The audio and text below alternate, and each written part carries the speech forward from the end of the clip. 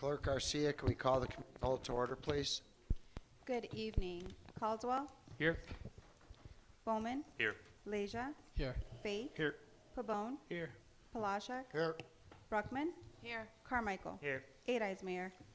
Okay, so we have two presentations tonight, but the most important one is our 2025 Summer Intern Project Presentation being led here by Xavier Barajas and Nomar Bello. Melissa, you want to start us off? Yes. Good evening. My name is Melissa Fernandez, and I am the Media Manager for the City of Berwyn Communications Department. We are here today to introduce the City Ambassador Internship Program. Over the last 3 years, we have refined the program into what it is today, and we have 3 of our very bright interns here to share their experience with you all today.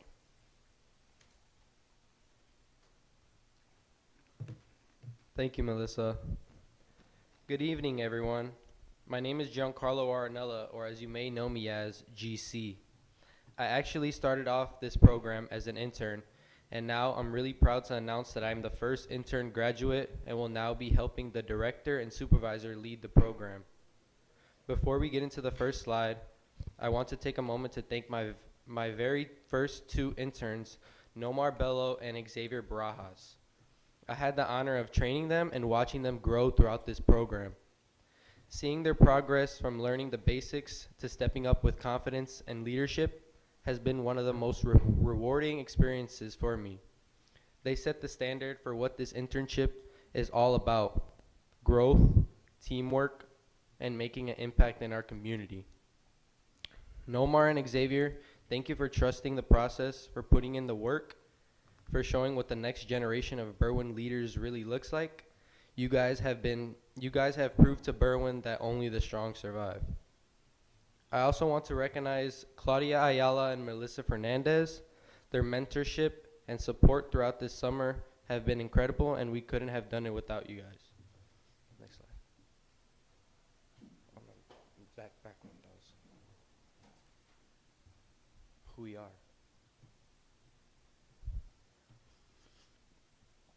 This slide is a quick introduction to who we are as a team. Claudia Ayala is our director. She's the one driving content creation and strategy. Melissa Fernandez, on the other hand, manages media, socials, and the calendar, making sure the communications department is organized in every aspect. And me, I am the logistics supervisor. I am the go-to person for planning, coordinating, and making sure our events run smoothly as possible. Together, we form a team that combines creativity, logistics, and outreach to make sure our community programs and events connect with residents in a meaningful and purposeful way. And as someone who went through the program myself, I can tell you it's a team that really invests in interns and gives them the tools to succeed in the future.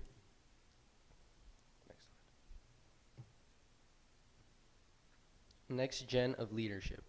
This slide is about what makes the internship so special. The program is really about preparing the next generation of Berwyn leaders here in Berwyn. Interns don't just sit on the sidelines, they get to be directly involved in city events, community outreach, and collaborations with local organizations. What's great is that the program builds real-world skills, whether it's communication, teamwork, or leadership. And at the same time, it amplifies youth voices in civic life. And importantly, the program provides compensation to make sure every student has the chance to participate, regardless of background or skill they specialize in. For me, being an intern was a turning point. It gave me the confidence and skills that I now use every day as I help guide the next group of interns coming in. Thank you.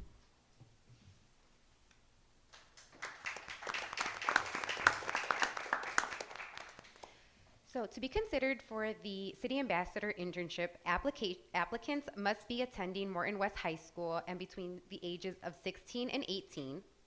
Applicants must be an active leader in school or the community, possess skills in at least one of the following areas: public speaking, creative content creation, and creative writing. Being a team player who communicates effectively and collaborates well with others, have the ability to express ideas clearly and respectfully in group settings. Bilingual skills in Spanish are strongly encouraged. Experience or interest in using digital tools such as Canva or CapCut is a plus. Familiarity with Adobe Creative Suites or Apple Mac Creative Tools is a bonus, but not required. And next we have Xavier Barajas.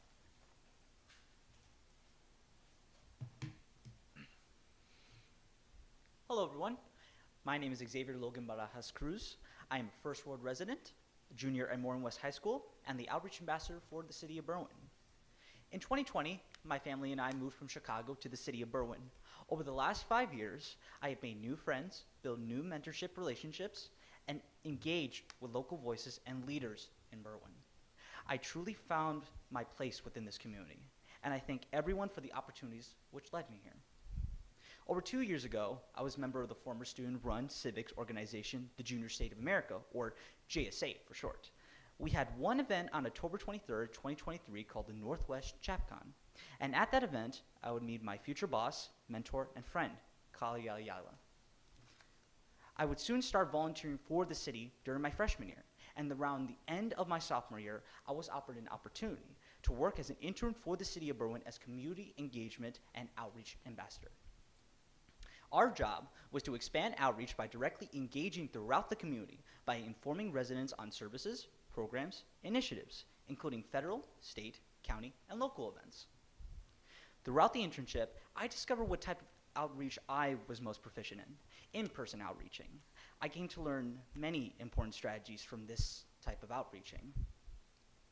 Many people might not believe this, but when I originally started the internship, I was a bit intimidated by in-person outreaching. I was afraid that I would come off as a little awkward and botch up a potential opportunity to connect with Berwyn residents.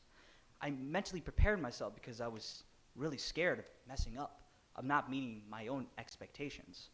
But I learned that sometimes residents will turn you down, and that's okay. The first thing I had to learn was to not be afraid of being told no. Once I managed to get over that fear, the rest was simple. I quickly learned that the ability to improvise was the key tool to outreaching. Improvising on the spot with no preparation ahead was how I was able to get familiar with speaking to residents. From that experience, I learned many key facts on how to quickly communicate information without losing the attention span of my audience. 1.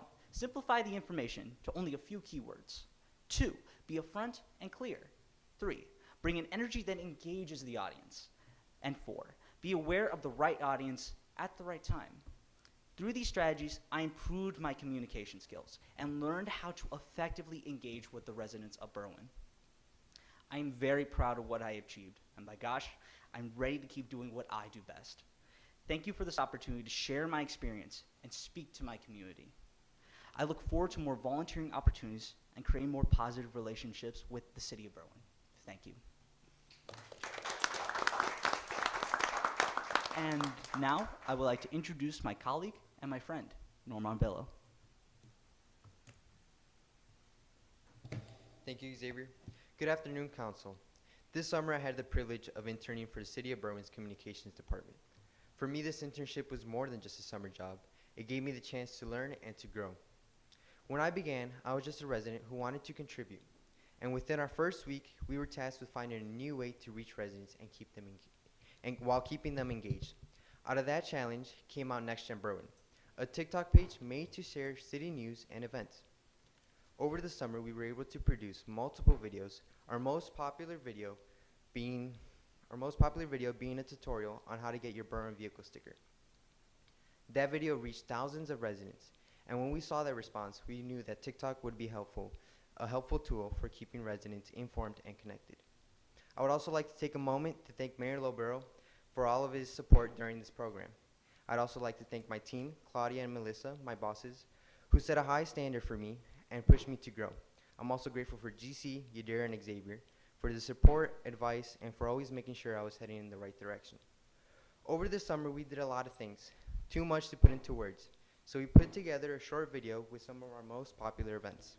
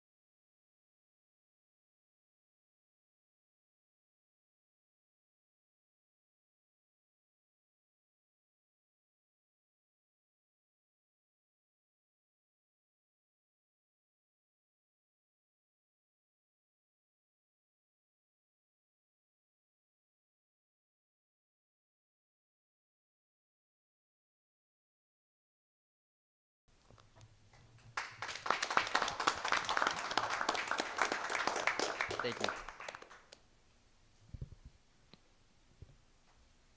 Claudia and I would like to thank our interns for spending the summer season with us and for helping us with all of the events. We know that there were early hours and late hours, but they showed up for everything and they came with their A game. So thank you guys for making this summer a great summer, and we hope to have you guys back, or at least to be able to help us with future interns. So thank you guys so much for the season.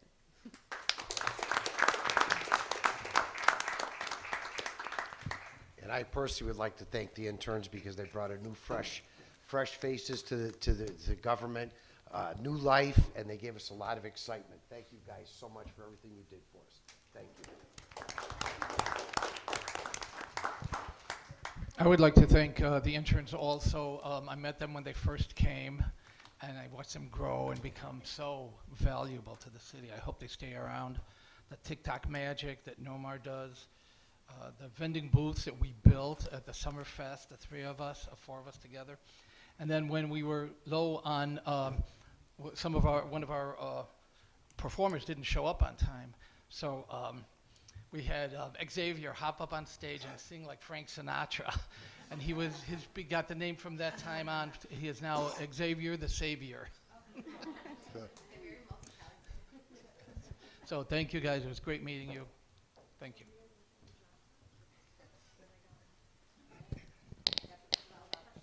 Thank you, guys. Thank you.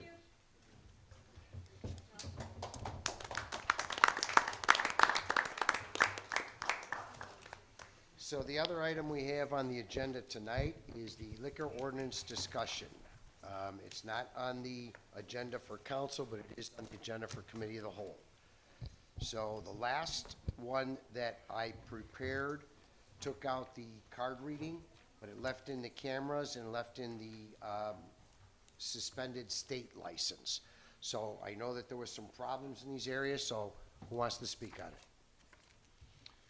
Well, Mayor, I I was have- hoping that you could just start with what you see as the problem here that you were trying to address with this ordinance. Okay, just so we what can kinda get- basically happened was, we became aware here recently that several businesses in town, I'd say maybe about 3, have our license up to date, but they didn't have state licenses. We contacted the state and said, okay, why are they operating? Why are you not coming in? I don't have the authority to enforce a state license. The state told us that they don't go in and do that. All they do is send a cease and desist letter. That did not work for us. So I can't see how somebody could have a Berwyn license, not have a state license. They can't buy liquor through distributor like they're supposed to, and they're not operating underneath the state laws. I don't know if they're paying their bulk resales tax. So I did the first paragraph to say, look, if you don't have a state license, we should be allowed to suspend your license if you can't prove it within the 30-day period. So that was the first start of this. Then I had communications with a couple of the people sitting out there, and one of the problems that we viewed is the card reader was something we threw in there. And I understand that's difficult for a lot of places. That's why I took it out at the end. Because the expense, it's not so much expense for the card reader, it is the fact that sometimes some people, like one place in your ward gets 1,000 people on a night. It's very difficult. So I took that out. I understand that. But what people didn't realize is those card readers are just for the establishment themselves to read the IDs. It doesn't go anywhere else. The same with the cameras. The cameras, we found that what's happened in some of the places is that there's a disturbance in there, they call the police, but they throw the disturbers outside together, which doesn't make sense because they're combatants, and there's no camera because then they don't know who they are because they never identified who they were coming in, and they don't know who they are, and then they cause a problem either outside or on the streets. And we have no way of knowing who those people are, because by the time the police get there, generally, they're taken off. They've taken off. So cameras, most of the bars already have. So we didn't think that was stretching it too much to say, look, keep your cameras, make sure they're working, and it doesn't get reported to the police department unless you call the police for an incident, then they can ask for a copy. It's not something that gets filmed into the police department.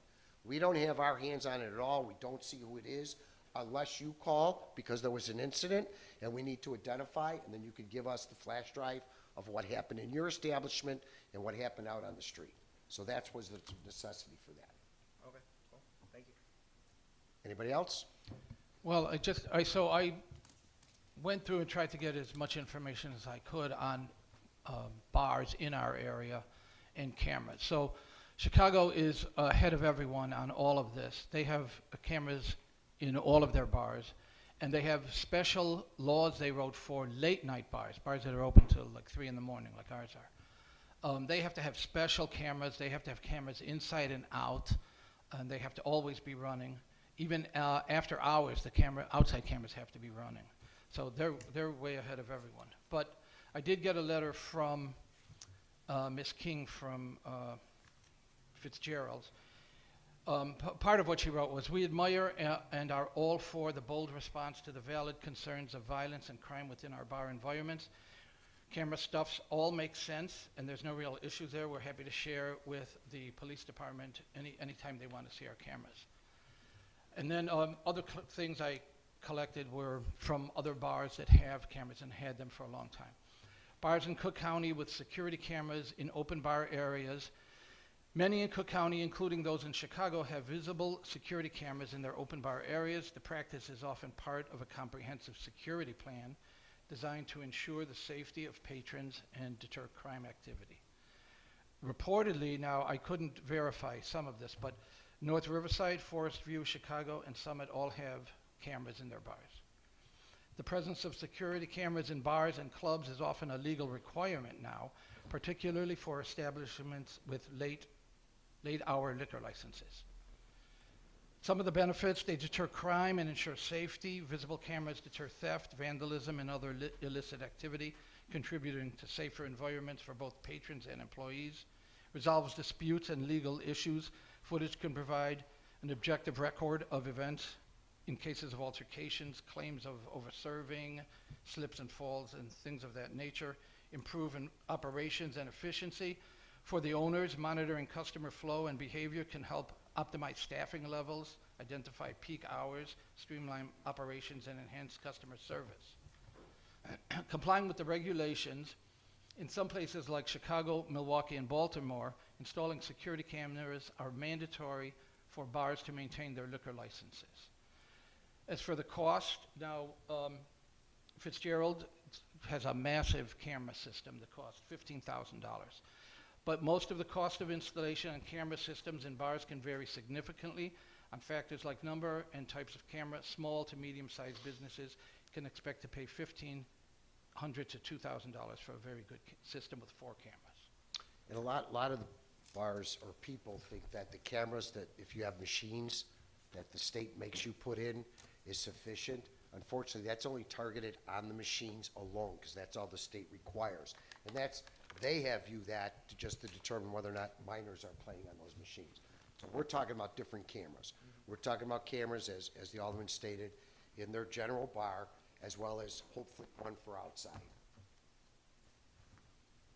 I just wanted to bring up a couple of things. I was reading through, kind of combing through the language, and just wanted to ask about a few items or bring up some concerns, and I also have like potential fixes for them too. So with regards to the state license deadline, so the ordinance requires applicants to obtain the state liquor license within 30 days of applying locally. But the problem that I could foresee is if it takes longer than 30 days to obtain that due to processing. It doesn't. It doesn't. It used, in the old days, the state used to, you drive downtown, they give it to you right away. Now it's usually a minimum of 2 days, sometimes maybe 2 weeks would be the most. And that's only if they're doing some investigative background. So you could usually get the license well within the 30 days. That's why, but I made it long enough so that shouldn't be a problem. Great. Yeah, as long as like that doesn't Right. become an issue. Right. No issues there. In terms of the surveillance camera requirement, so the ordinance requires continuous camera recording inside all rooms where liquor is sold or consumed, plus all entrances. I could see a few issues with that. I think there are some privacy concerns, especially if it could be read to include restrooms or private or semi-private spaces. I know that's not the intention, but I think Yeah, but adding in language, liquor's not sold or consumed inside the restroom. I think adding language just to Just to verify, not, okay. exactly. Okay, just to make it very clear, like, you know, staff lounges or, you know, places that are maybe not intended to be monitored in that way. But I have to ask specifically mention restrooms, not for public. Right, right. If they have a storage room or something like that, we don't, right, okay. Exactly. There aren't really any rules in the ordinance about how long recordings have to be kept, or even about more minutia, like what format or resolution, that kind of thing. It might be worth including retention period language. The problem is it depends on the camera system the bar gets. Some of them can keep it 24, 48 hours. Some of them can keep it 30 days. Right. So that's why I made it pursuant to an incident. If you called the police, just put it on a flash drive so we can get it. That would be it. It's because it all depends on the camera system you have as to how long it can hold. I mean, I know that this is, if we want to avoid bad actors, you know, if we're saying, okay, we know that there's a camera system that keeps it for 24 hours, I think we should put in language that says, you know, you have to retain it for 24 hours, just so that, So at least 24 hours? right, just so that, you know, an incident occurs and you don't 24 have, hours from the incident. correct. Because I could, you know, Because a lot of times, the people that are working that night can't retrieve it from the cameras. They have to wait till the owner comes in. So usually they have to follow back when the officer is on duty to get back over there. So at least 24 hours from the incident. Well, is this gonna be compulsory or voluntary? Cause if we're putting a requirement that they have to hold it for 24 hours, that makes it sound like it's compulsory and not voluntary. It's compulsory if there's an incident. Okay. Yes. So just if there's an incident, it is compulsory. Correct. Right. Sounds good. Real quick, and not to interrupt, but off of that statement, but on the medical side of things, if an incident happens, sometimes you don't know something that happens, and there's a report, and it's brought, someone gets rushed to emergency room later that day because of fentanyl or something of that nature, someone got drugged. Is there gonna be, like, that 24-hour time limit, they might not know, so this is something that, I mean, it's important to have these cameras there for the security of the citizens, and I understand that what you just stated for having the bathrooms and things of that nature, I'll 100% agree.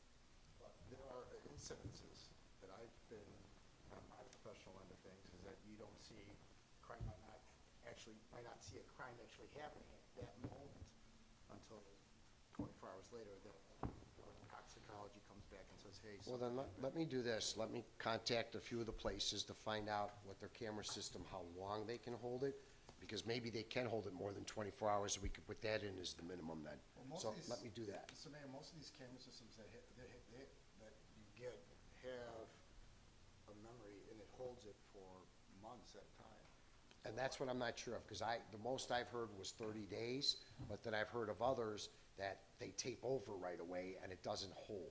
So let me at least look into that and see if I can put a longer period of time, that it must be at least that time, depending on what the average camera does. So, and I appreciate what you just said, but like I said, that's the first thing that came to my side because of my profession, because I've seen other things happen. right, and you know, if the business owner isn't aware that something's going on, right, then we shouldn't hold them to account for something Yeah, that I they mean, can't be. it would also be for the business owner's protection if they held it, because if something happens, like he said, later, they won't know what happened unless they go back. But let's see what the average retention is for these cameras to begin with, so.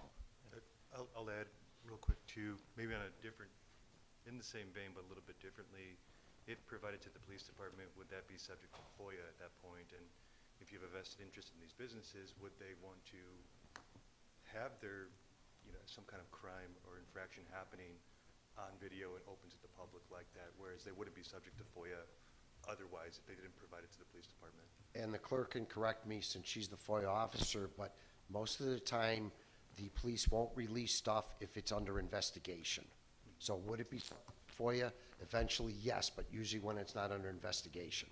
That is correct. So it would not be foilable if it is an active investigation, and the police department here in Berwyn deals with their own FOIA request. Okay. Let's go through the police FOIA process. And we encourage the establishments, whenever I meet with them, we encourage them to call the police. I prefer much, if they have problems inside the bar with two individuals, that the security retain them, but call the police, because what happens is they throw them out on the street, out on our street, they say, well, it's not our problem. Well, it is your problem. You threw two combatants out on the street. So that's a lot of the informals that I have that we express that to them. Almost everybody that comes in that's just looking to start a liquor establishment, we inform them of the cameras. We also tell them it's not a bad idea for themselves to get that ID reader, because some people have never been in the business. Most people, I think the one establishment, couple places, it's only about $200, but it reads the IDs for them to see if it's a legitimate ID. But that could be up to them now. We took that out of this. And I think that's why, and, you know, because of some instances last summer, why we have dram shop laws, right? And so it's, regardless if it's outside, if they were drinking in your establishment and they get in their car, they kill, you know, someone down the street because of a DWI, like, that establishment is still, could be responsible for that. But I think in the same vein, because of some establishments this summer, just from a liquor commissioner role, and sort of how things had worked out with the recusal and enforcement reopening of that one establishment that I won't name here,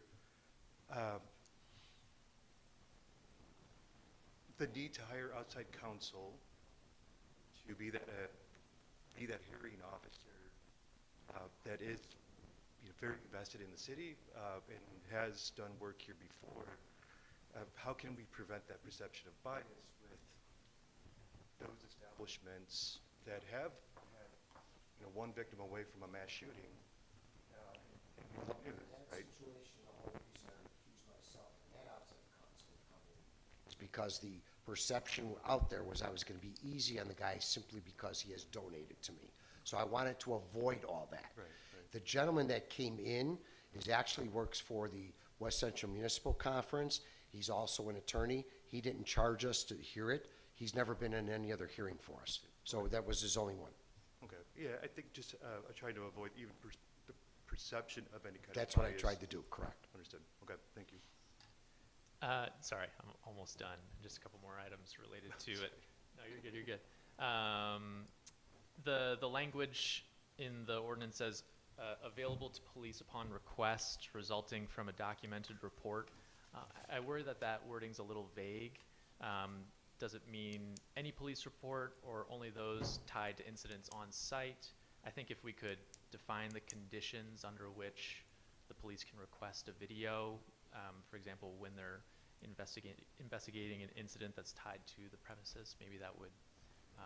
So let me ask you a question then. Let's say that someone was in an establishment, left, got into his vehicle, got into a car accident that injured, killed somebody, had just hit a car.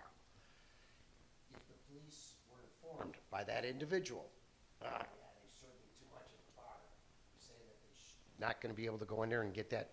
No, I would say that that could be related to the site.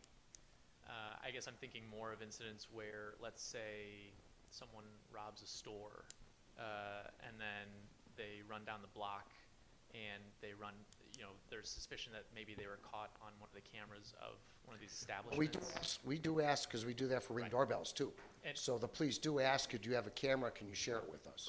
Right. And I think I just want to make sure that the line is very clear between compulsory versus voluntary for, you know, offering that information, just to make sure that we're clear about what the requirements are for these kinds of establishments. Okay, I'll have to figure out how I can phrase that.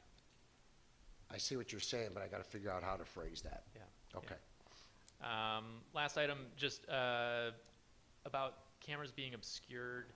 It sounds like the only penalty that's listed is revocation, and I worry that you know, it kind of goes from 0 to 60.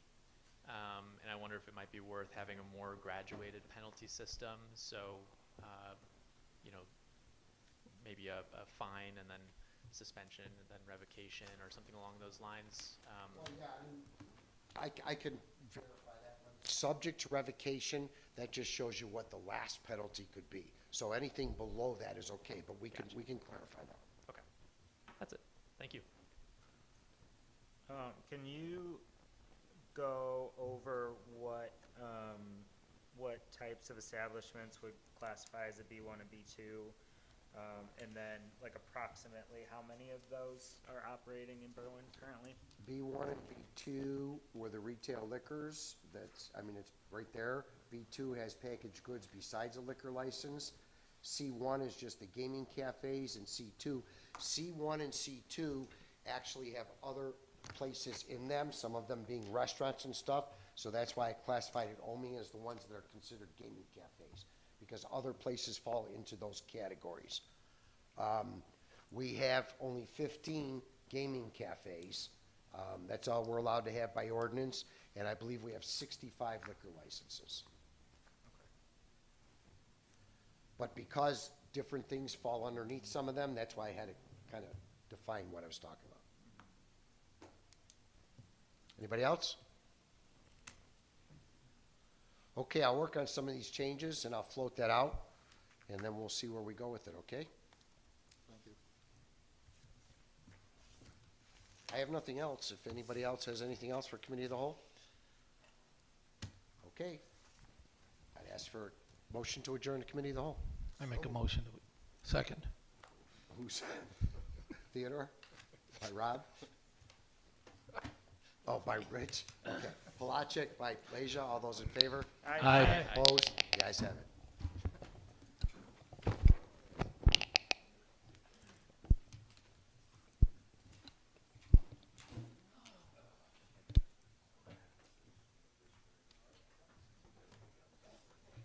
I know, right?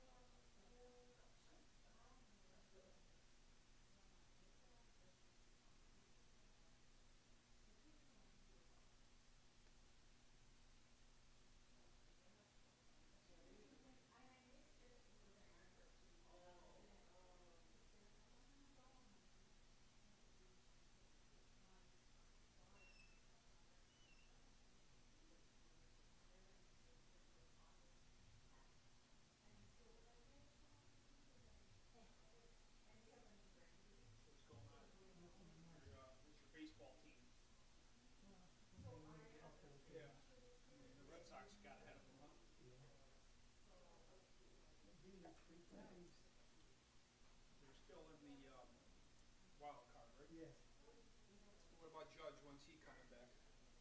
Soon? I heard he was throwing. He started to throw, but he's, DHing. But, He is? yeah, Oh, okay. He's not in the field. yeah, And how's he hitting? but he isn't, hitting too well. Oh, no, he's not producing right now? No, What was he out for? Arm, elbow, what was it? his, elbow, Elbow. but he didn't need surgery, so, Okay. Just rest and relaxation, huh? yeah, Now he's having a tough time hitting, huh? yeah. And, Stanton has to be in there because he's been on fire. Yeah.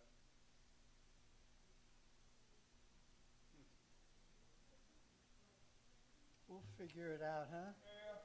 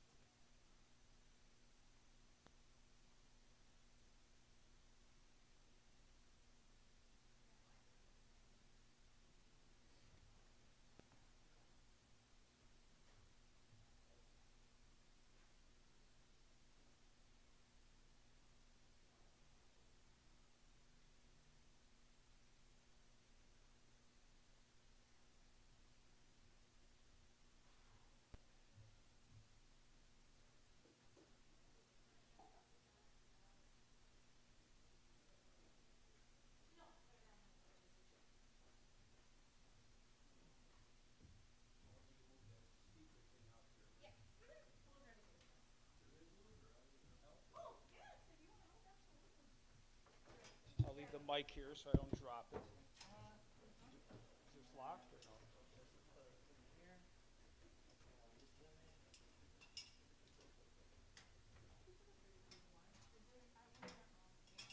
Or is this newer?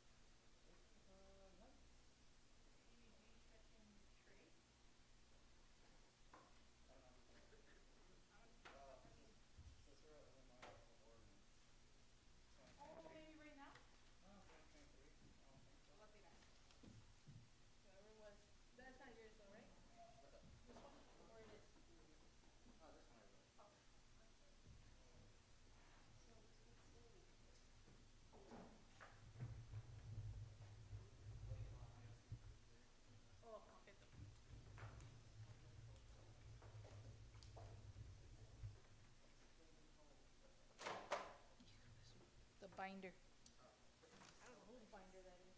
Maybe one of the interns. No, it was there. Yeah, it was there.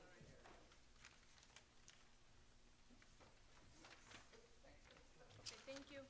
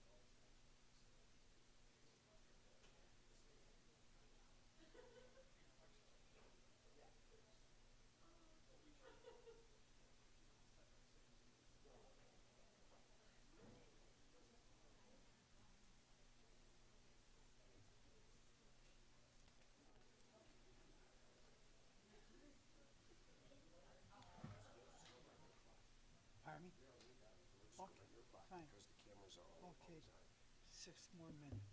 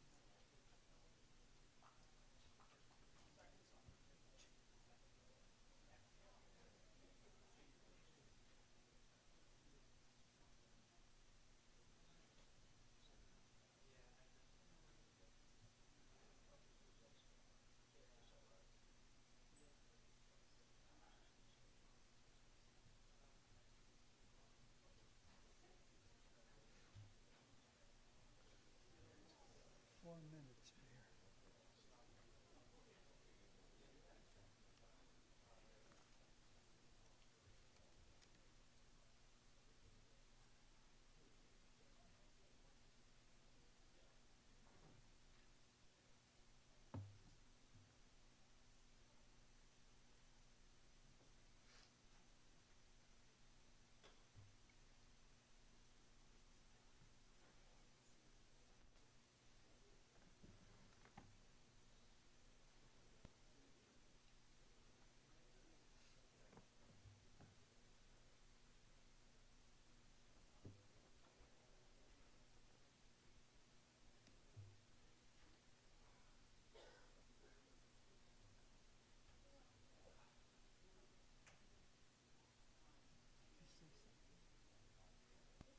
Oh, he's right out there.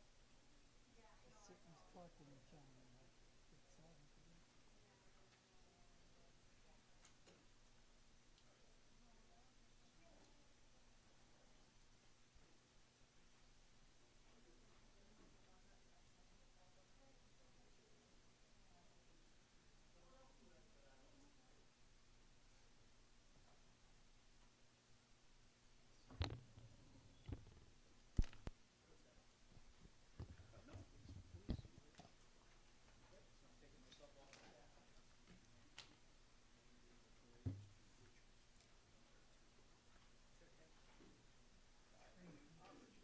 Trina.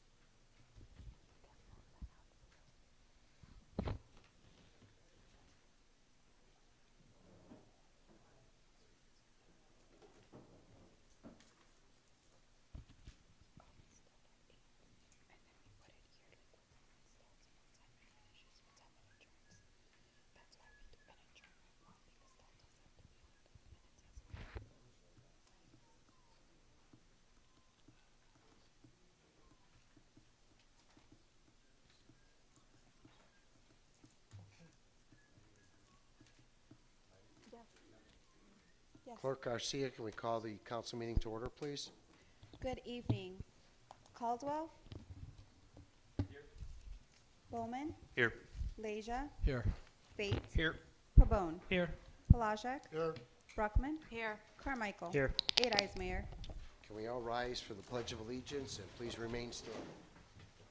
I pledge allegiance to the flag of the United States of America and to the republic for which it stands, one nation, under God, indivisible, with liberty and justice for all. If we could please keep in our thoughts and prayers all the men and women we have on the street tonight.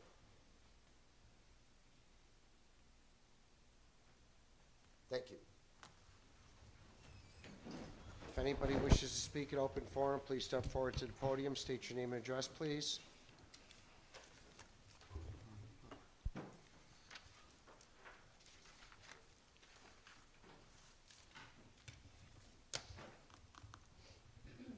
Luz Chavez, 16th and Richland.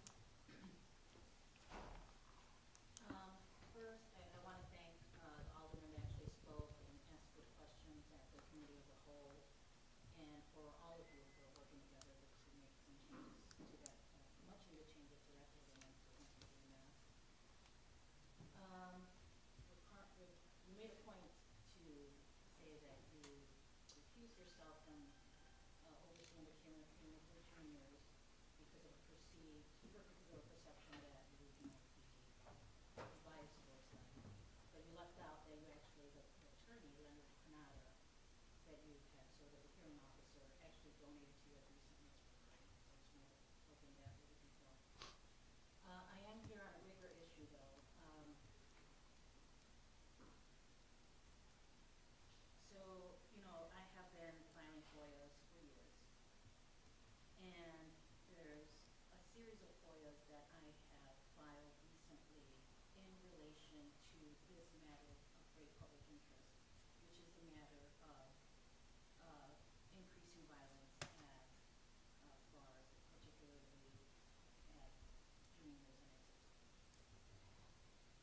so on August 26th, I submitted a FOIA for all written notices to appear at the liquor license hearing that were sent to licensees for a 2.5 month period. Again, this is a matter of great public interest because of this increased violence. And on 8/26, which is today, I received a denial of that FOIA. In it was something about business and licensing. Department Director Tony Perry said it would require extensive retrieval of archive records and significant staff time. Now I know that's a lie, and that's obstruction of fulfilling the FOIA, because back in 2024, I filed a FOIA for 2 years of records, not 2.5 months, 2 years of records. And while it took Virtuga a long time to go through his records to get that stuff, the FOIA was fulfilled. And now the orders to appear, they're only 1 page. The written orders are 1 to 2 pages. So there's nothing about this extensive records and extensive time to fill out to find these records. That's just all BS to prevent the clerk from doing their job and preparing this FOIA. I also, so now BPD has its own FOIA officer, and I also filed 2 FOIAs there on August 12th.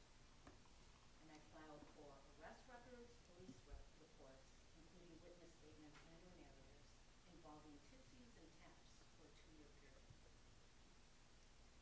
The FOIA officer came back and said it was burdensome, even though previously I had made that, I used that same language over for a different bar, and I used it over a range of 4 years, not 2 years. So it was a longer range, yet my request was fulfilled. And yes, it was hundreds of pages, but it was fulfilled. Here, the BPD officer said 2 years is too burdensome. I decided to say, okay, let me switch it down to 1 year. And now they're saying it's still too burdensome. Why? Because there's so many, there's over like 50 to 80 records at tipsies and at juniors, which says a lot, doesn't it? It says a lot that those 2 bars have that many records on file. So I want to make it clear that you're denying me license hearing records for this year, which are the 2 juniors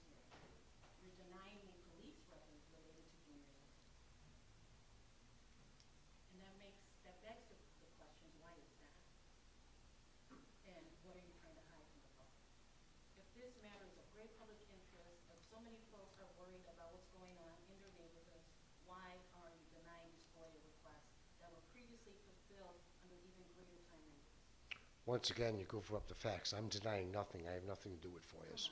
I have nothing to do with Oh, FOIAs. really, who oversees the BPD officers? I know I'm a tyrannical mayor according to you, but I have nothing to do with FOIAs.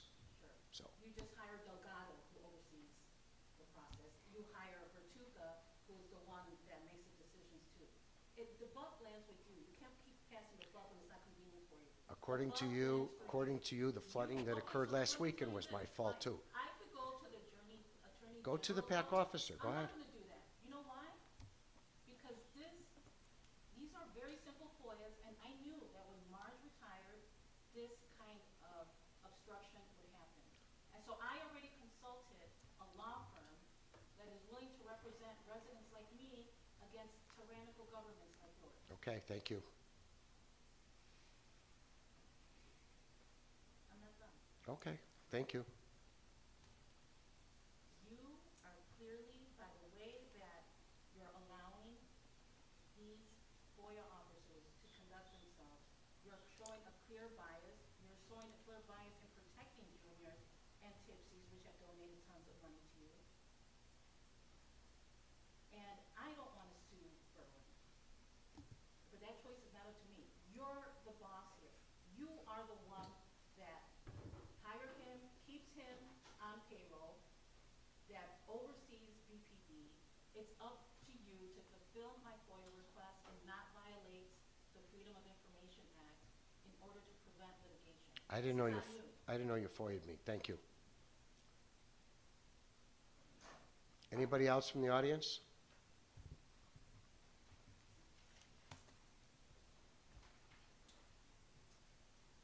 Good evening.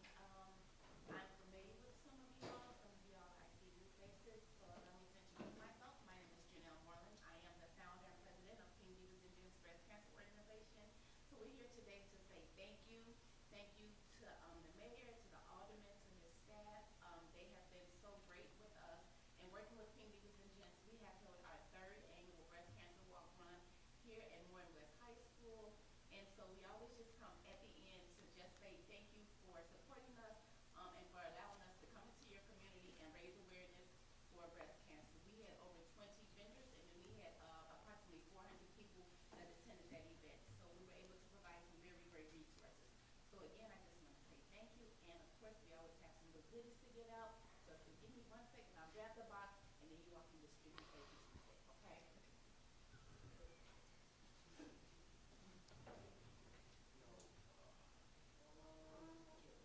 Pink is for women and the blue is for men because men can get breast cancer too. Thank you, Janelle. Thank you.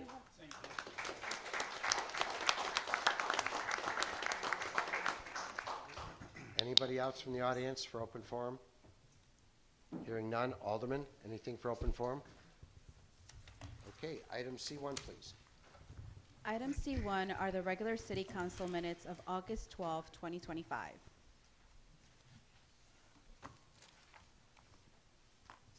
My apologies. Mr. Mayor, it's my motion to make an addendum to the minutes.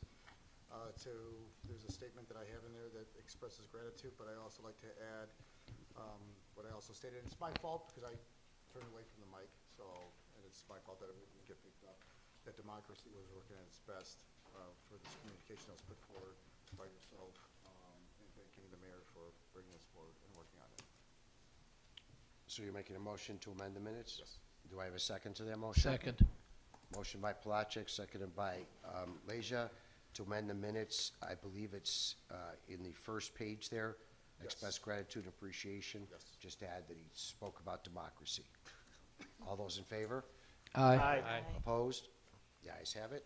Any motion on the rest of the minutes? It'll be my motion to approve the amended minutes as presented. Second. Motion by Fate, seconded by Caldwell to approve the amended minutes as presented. All those in favor? Aye. Opposed? The ayes have it. Item F1, please.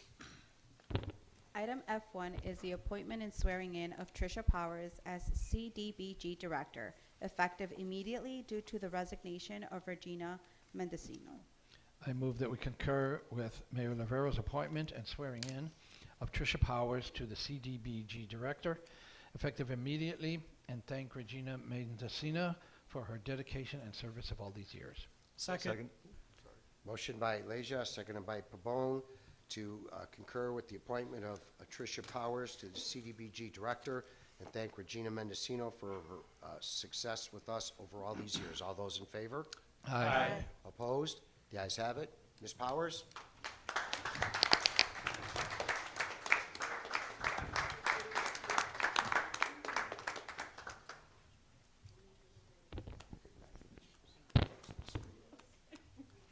Raise your right hand. Do you, Tricia Powers, having been appointed to the office of CDBG Director in the city of Berwyn, in the county of Cook, aforesaid, do solemnly swear that you will support the Constitution of the United States and the Constitution of the State of Illinois, and that you will faithfully discharge the duties of CDBG Director according to the best of your ability?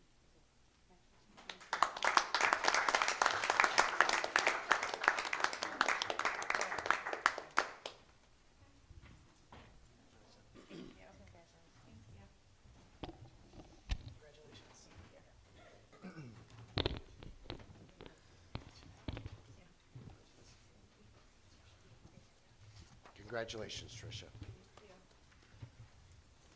Item G1, please. Item G1 is deferred item G4 from August 12, 2025 City Council agenda regarding handicap parking sign determination of 1617 East Avenue. Deny. Mr. Mayor, it's my recommendation to go with the staff recommendation and deny the request for the handicap space zone for address 1617 East Avenue. Second. Motion by Palachek, second by Pabon, to concur with the denial of the handicap space at 1617 East Avenue. All those in favor? Aye. Opposed? The ayes have it. Item J1, please. Item J1 is a communication from City Attorney Bertuca to authorize a settlement of $62,500 for case number 2024 L013684. It'd be my motion to concur with City Attorney Bartuca and settle case 2024 LO 13684 in the amount of $62,500 based on authority granted in executive session. Second. Motion by Fate, seconded by Pabon, to concur with the City Attorney Bertuca and settle the captioned case in the amount of $62,500 based on City Council authority granted executive session. All those in favor on the call of the roll. Caldwell. Aye. Bowman. Aye. Leja. Aye. Fate. Aye. Pabon. Aye. Palashek. Aye. Bruckman. Aye. Carmichael. Aye. 8 ayes, Mayor. Motion carried. Item J2, please. Item J2 is a communication from Police Chief Samaglia requesting approval for Hispanic Heritage Parade on September 6th. Assembly will be at 10 a.m., parade beginning at 12 p.m., ending at Remax Summerfest in the Basin Fairway. Mr. Mayor, it's my motion on the recommendation of Police Chief Samaglia for the approval of the Hispanic Heritage Parade September 6, 2025, in the events assembly at 10 a.m., the parade beginning at 12 p.m., and ending at Remax Summerfest in the Basin Fairway. Second. Motion by Palachek, seconded by Bowman, to concur with Chief Smaglia for the Remax's Parade and Summerfest for the Hispanic Heritage Parade beginning on September 6, 2025 at 10 a.m. and ending at the Remax in Berwyn. All those in favor? Aye. Opposed? The ayes have it. Item J3, please. Item J3 is a communication from Police Division Commander Fellows to request a waiver of the sealed bid process and authorize the purchase of two 2025 Ford Explorers Police Interceptors for a total of $88,286.40. I move that we concur with Police Division Commander Fellows' request for a waiver of the sealed bid process, purchase two 2025 Ford Explorers Police Interceptors for a total of $88,286.40. Authorize the corporate authorities to affix the necessary signatures and place it on its way to passage as needed. Second. Who seconded? I'm sorry. Motion by Leja, seconded by Carmichael, to concur with the Commander Fellows and waive the sealed bid process, allow the purchase of two vehicles for the total of $88,286.40. Fix the necessary signatures if needed. All those in favor on the call of the roll. Caldwell. Aye. Bowman. Aye. Leja. Aye. Fate. Aye. Pabon. Aye. Palashek. Aye. Brockman. Aye. Carmichael. Aye. 8 ayes, Mayor. Motion carried. Item J4, please. Item J4 is a communication from Finance Director Martin declaring 2 vehicles as surplus property. 2012 Chevy Tahoe, VIN number 1GNLCZ02CR154709, and a 2014 Ford Explorer with a VIN number of 1FM5K8ARZEGA65048. I move that we concur with Finance Director Martins declaring 2 vehicles as surplus property, the 2012 Chevy Tahoe and the 2014 Ford Explorer. Second. Motion by Leisure, seconded by Caldwell to concur with Director Martin and declare the 2012 Chevy Tahoe and 2014 Ford Explorer as surplus property. All those in favor? Aye. Opposed? The ayes have it. Item J5, please. Item J5 is a deferred item J9 from August 12, 2025 from the City Council agenda from Building Director Lazara and City Administrator Green, an ordinance adding Chapter 1042.046 to Chapter 1042 of the Codified Ordinances of Berwyn for the City of Berwyn, County of Cook, State of Illinois. It would be my motion to adopt the ordinance adding Chapter 1042.046 to Chapter 1042 of the Codified Ordinances of Berwyn for the City of Berwyn, County of Cook, State of Illinois, as submitted, direct the corporate authorities to affix the necessary signatures, and place it on its way to passage. Second. Motion by Bruckman, seconded by Carmichael to adopt the ordinance adding Chapter 1042.046 to Chapter 1042 of the codified ordinances of the City of Berwyn, affix the necessary signatures, and place on its way to passage. All those in favor on the call of the roll. Caldwell. Aye. Bowman. Aye. Leisure. Aye. Fate. Aye. Pabon. Aye. Palashek. Aye. Brockman. Aye. Carmichael. Aye. 8 ayes, Mayor. Motion carried. Item J6, please. Item J6 is deferred item J10 from August 12, 2025 City Council agenda. Building Director Lazara, City Administrator Green, the ordinance, an ordinance amending Chapter 1042.17, repairs by owner of the Codified Ordinances of Berwyn for the City of Berwyn, County of Cook, State of Illinois. It would be my motion to adopt the ordinance amending Chapter 1042.17, repairs by owners of the codified ordinances of Berwyn for the City of Berwyn, County of Cook, State of Illinois, as submitted. Direct the corporate authorities to affix the necessary signatures, and place it on its way to passage. Second. Motion by Bruckman, seconded by Carmichael to adopt the ordinance amending Chapter 1042.17, repair by owners of the codified ordinances of the City of Berwyn, affix the necessary signatures, and place on its way to passage. All those in favor on the call of the roll. Caldwell. Aye. Bowman. Aye. Leisure. Aye. Fate. Aye. Pabon. Aye. Palashek. Aye. Brockman. Aye. Carmichael. Aye. 8 ayes, Mayor. Motion carried. Item J7, please. Item J7 is deferred item number J11 from the August 12, 2025 City Council agenda from Building Director Lazara and City Administrator Green. An ordinance adding Chapter 1042.047 to Chapter 1042 of the Codified Ordinances of Berwyn for the City of Berwyn, County of Cook, State of Illinois. I move to adopt the ordinance adding Chapter 1042.047 to Chapter 1042 of the Codified Ordinances of Berwyn for the City of Berwyn, County of Cook, State of Illinois, as submitted. Direct the corporate authorities to affix the necessary signatures, and place it on its way to passage. Second.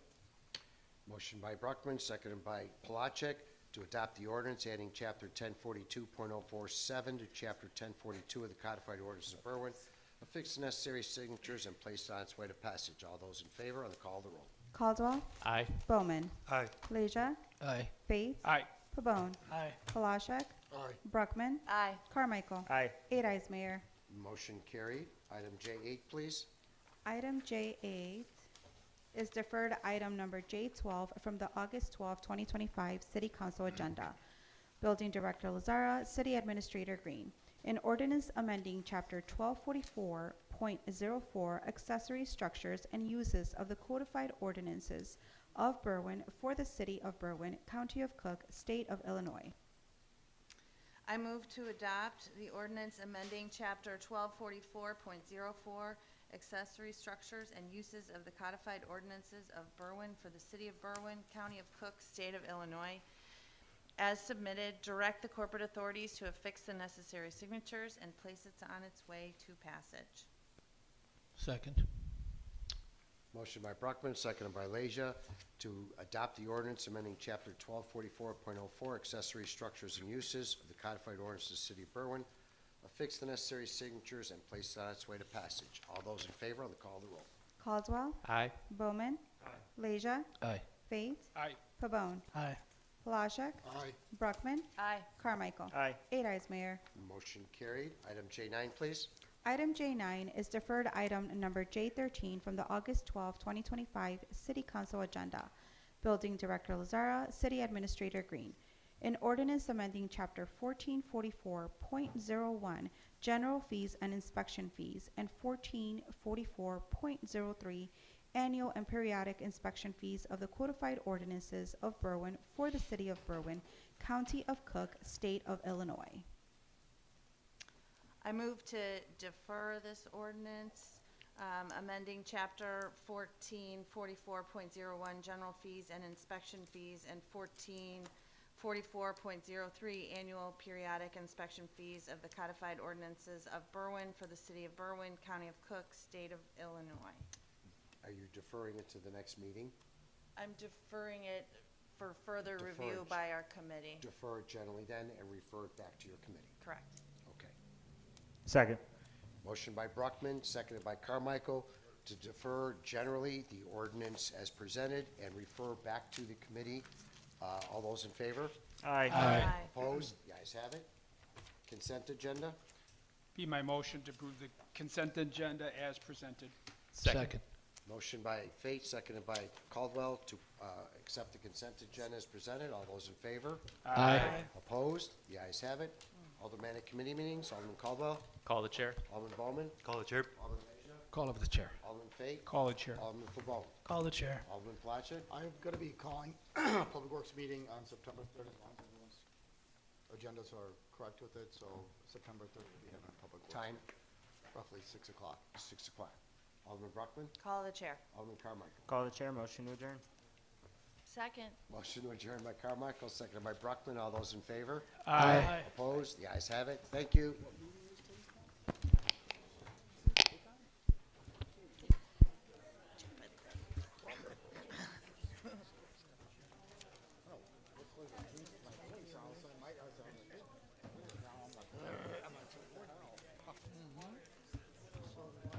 No, I think it was some committee meeting. I mean, right? Consecutive motions to adopt. I think that's it specifically, motions To adopt?